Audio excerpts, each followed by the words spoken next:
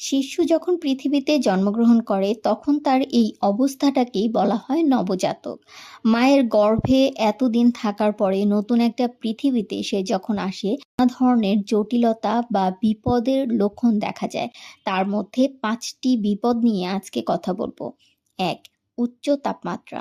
শিশুর তাপমাত্রা যদি বেশি হয় সতর্ক হতে হবে। এটি সংক্রমণের সংকেত। দ্রুত চিকিৎসকের পরামর্শ নেওয়া অবশ্যই প্রয়োজন। ২. শ্বাসকষ্ট। দ্রুত বা কষ্টসহ শ্বাস নিলে বিপদের ইঙ্গিত দেয়। শিশুর অবিলম্বে চিকিৎসা প্রয়োজন হয় তখন। শ্বাসকষ্ট গুরুতর হয়ে যেতে পারে যদি চিকিৎসা শুরু না করা হয়। ৪. খাবারে অনীহা। দীর্ঘ সময় দুধ বা খাবার খেতে না চাইলে সতর্ক হওয়া উচিত। শিশুর স্বাস্থ্যের জন্য এটি একটি সংকেত।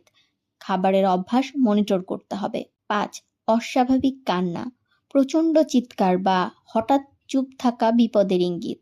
শিশুর আচরণ লক্ষ্য করুন, প্রয়োজনে চিকিৎসকের পরামর্শ নিন।